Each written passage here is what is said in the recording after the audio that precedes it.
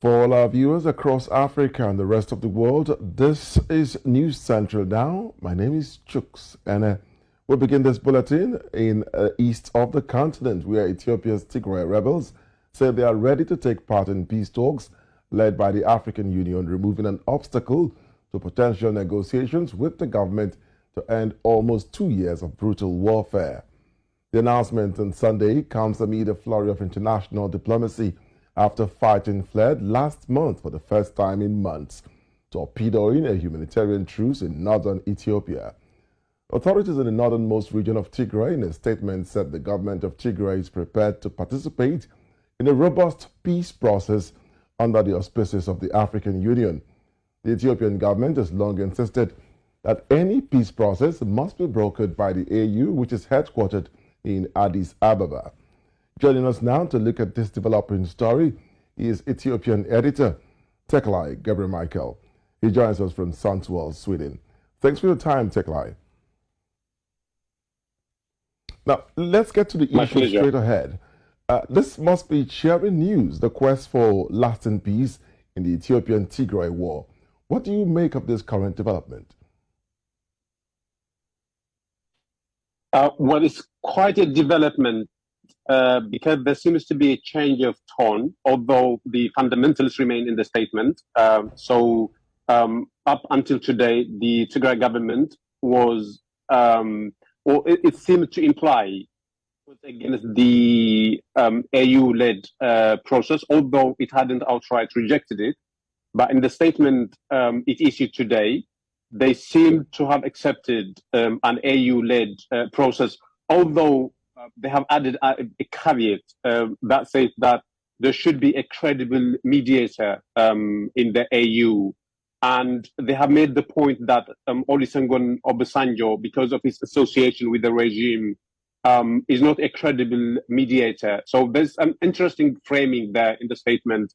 They don't outright reject Obasanjo, but they also implied that there should be a credible and an impartial mediator. So that's one of the things in the letter that they issued today. The other change,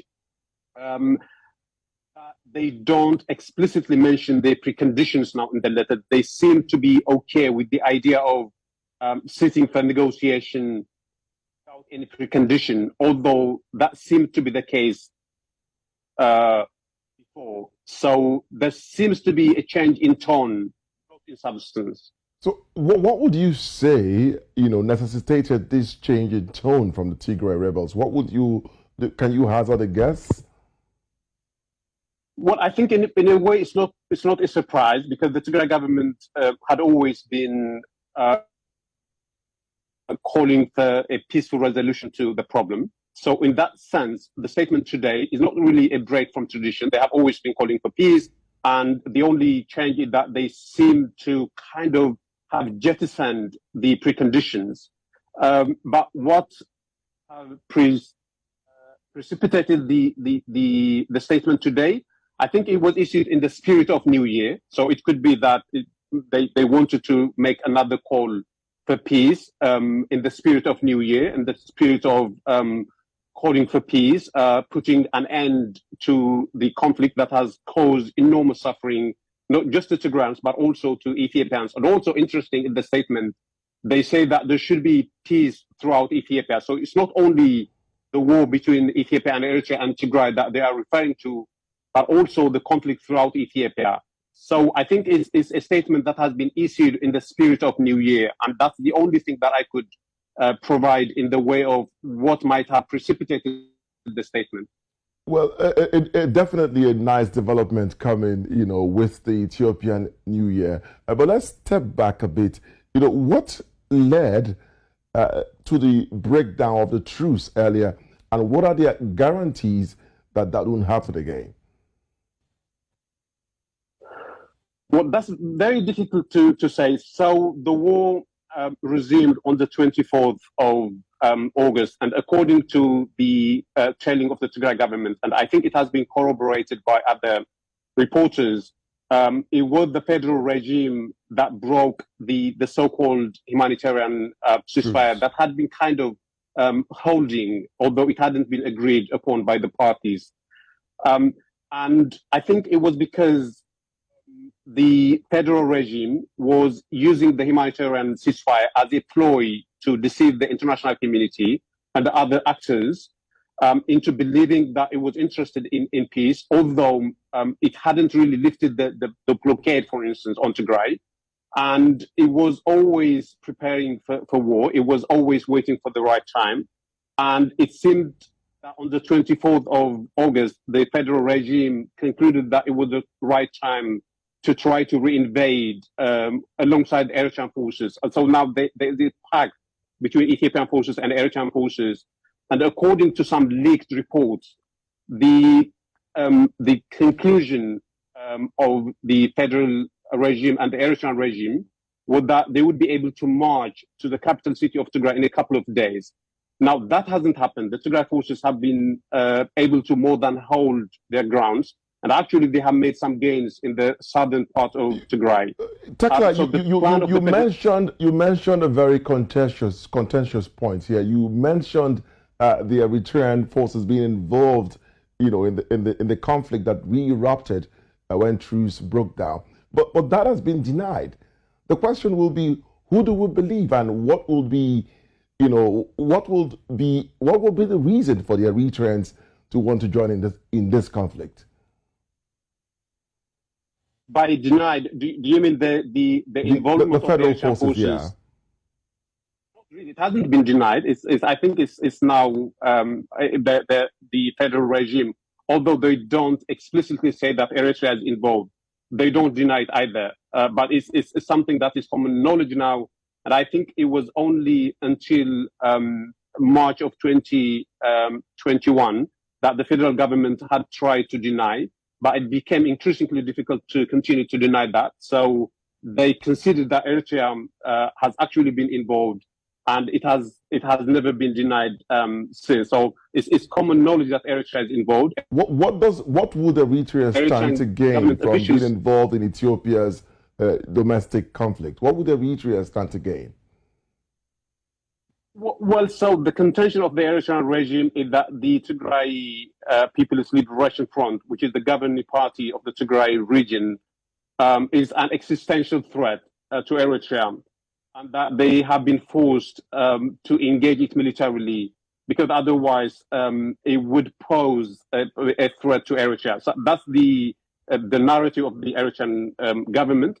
But of course, it goes back to history and a lot of complex issues that I think it would need time for me to explain. But I think on the superficial level, the contention of the Eritrean government is that the Tigray government and the Tigray Defense Forces pose an existential threat to Eritrea, and that this is an opportune moment to collaborate with Ethiopian forces to totally annihilate the Tigray Defense Forces. All right, before I let you go, Teklai, quick one. So now the Eritrean, the Tigray, TPLF people have agreed to the peace talks. What would we see at the end of this and say, yes, it's been positive, it's ending positively? I'm talking about the peace negotiations. What would be a positive end to it? Well, I don't. I would have to applaud the Tigray government for making another appeal, for pleading with the Ethiopian and Eritrean regimes to sit for negotiation. I think that's the right call. But I think the Ethiopian and the Eritrean regimes are not good faith actors. So I don't think they are going to heed to the call by the Tigray government. And I wouldn't anything positive to come out of this call for peace by the Tigray government. So what would happen is there would be a lull for maybe 1 or 2 months, like there was one before. But inevitably, I think they will return to a full-fledged war because they seem to be very, very determined in their commitment to try to vanquish the TPLF. The agreement, the consensus between the Eritreans and the Ethiopians is that unless they eliminated the Tigray Defense Forces and the Tigray the Tigray People's Liberation Front, there wouldn't be peace in Ethiopia and Eritrea. That is their naive understanding, even though it is them who have invaded Tigray. So they have a very, very warped understanding of things, and they seem to have committed to the belief that unless they eliminated the TPLF, their position would be kind of a very, very vulnerable position. Teklai, so because of that, I don't think there would be any positive thing that would emerge from this. A very quick one, because I'm running out of time on this. But you seem to see the TPLF from a positive standpoint, but to the government, they are the rebels.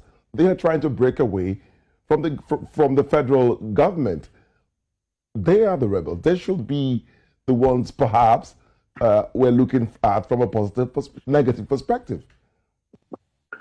Well, I think the term rebel is a very kind of misleading one in the context of Ethiopia, because the Tigray Defense Forces and the Tigray People's Liberation Front are called rebels because they had been elected by the people. They are actually the only party in the warring parties who had been elected by the people. So it would be a travesty of justice actually to call them the rebels. But of course, yeah, I agree with you, and I understand where you're coming from. That's what the Ethiopian regime calls them. And actually, they used to call them the hunter. Now they have changed because I think they have been told by their international partners that is not a friendly term they should continue to use. So now they have kind of resorted to using the term rebel, but it doesn't mean anything really. Once rebel is kind of one's revolutionary force and the other way around. So I wouldn't read too much into what the federal forces call them really. All right, I'll have to let you go here, Teklai, but definitely as this matter unfolds, we'll find time to invite you again. Thank you so much for your time. My pleasure.